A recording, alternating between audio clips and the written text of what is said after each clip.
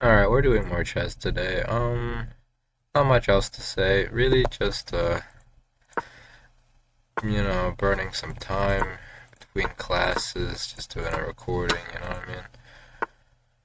Let's see, who are we against? We're against McDo6630. We are playing the Lowenthal again with Sicilian? I didn't know that was possible. That's crazy. We're playing an opening I've never seen before. First time, really. Um Hopefully, I don't immediately die to this. I actually don't think that's a big threat. Oh my god, what? What's going on? Oh, and he's done. Oh, okay. Um, yeah, that was nice. Alright, let's go again. 1983. Okay. Very manageable. Very manageable. Who is this guy? Mexico. We're playing the Queen's Gambit. Can't wait. Cannot wait. I am thrilled to be playing this opening. Um, Usually I play c5. I feel the Taraj or whatever you call it is generally just a really good way to throw off a lot of a lot of their prep. Well, of course, a lot of people do prep this. Like my prep is also very poor.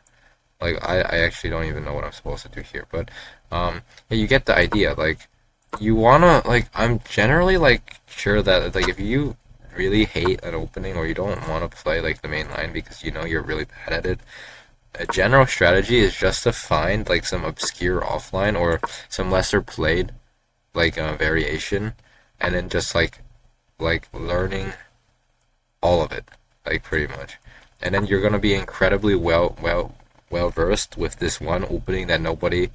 But they of course have seen it before. Like if they're gonna play an opening, they probably know it pretty well. But the chances are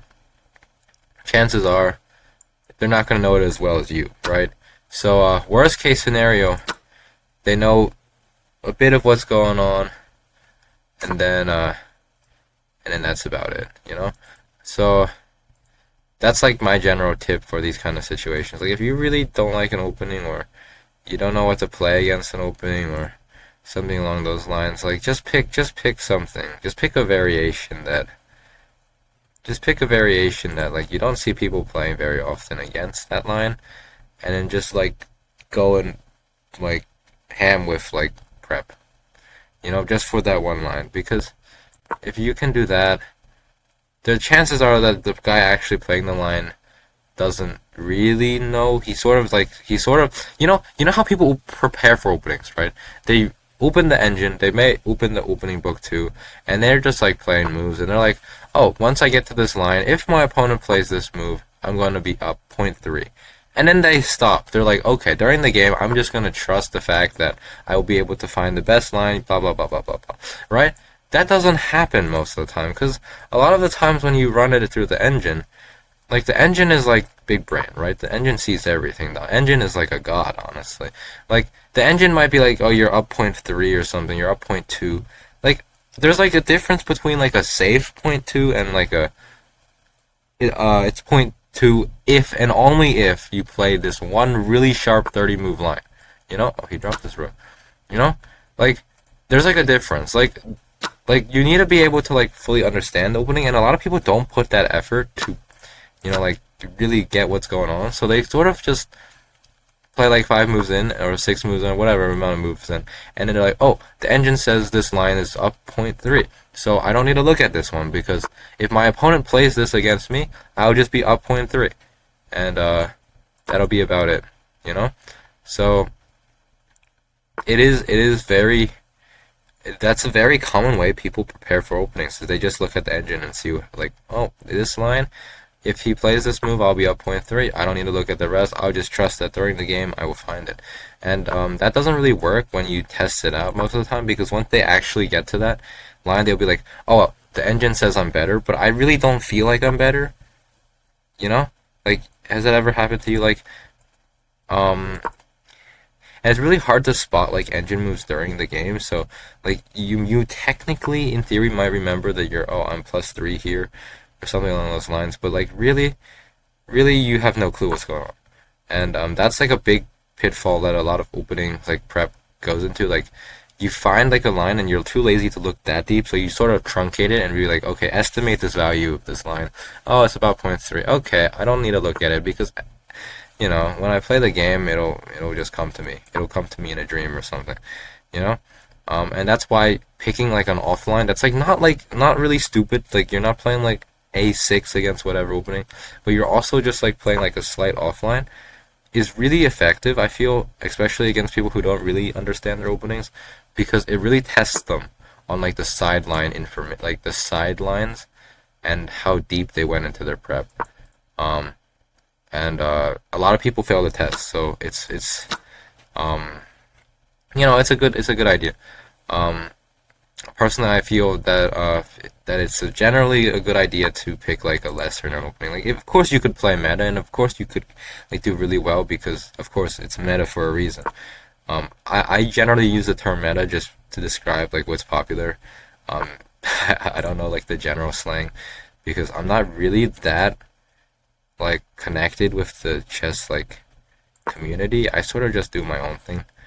Um, I usually just teach myself. So I read books and stuff, so I'm not particularly well versed with the current events of the um, chess community. Like I don't know what's going on with Magnus Carlsen. I don't know what's going on with Gary Kasparov. Like I'm not really interested in that stuff. So it's sort of like I play like a sport, but like I don't really follow the sports scene, which is I don't know. I don't know if that's normal. Um, but yeah, hopefully I don't drop my queen here. Mhm. Mhm. Okay. What you're gonna play? Um, yeah. So that's my take on openings. I feel they're not really that important until you get to like 1800. But like after that point, like you should really think about what openings you play. They say a lot of people say like, oh, pick openings based on your personality. If you're an aggressive player, if you're a defensive player, if you're like a neutral player. Okay, this guy was not. But it's really hard. Like you can't like search up on Google and be like top 10 openings for aggressive players. Like they would literally just pop up all the gambits known to man. Like you really need to look into openings yourself and like figure out like what's the idea behind it? Like why do I play this opening? Like what is my win condition? It's like playing a deck in like a Pokemon game or any game. Like why do I play this in the first place? Like what is my win con? And then you can go from there. And then against openings, I feel like you just pick a sideline. The chances are that they really looked into the sideline are it's not that great, especially for lower rated players. So you might catch them off guard. You probably will, and you might get an edge that way. That's like how I generally go about things. Um, so I might just be talking about like random stuff, and it probably not didn't make sense most of the time, but hopefully it helped. Hopefully this tip applies to you guys. You know. So yeah, that's the video. See you guys.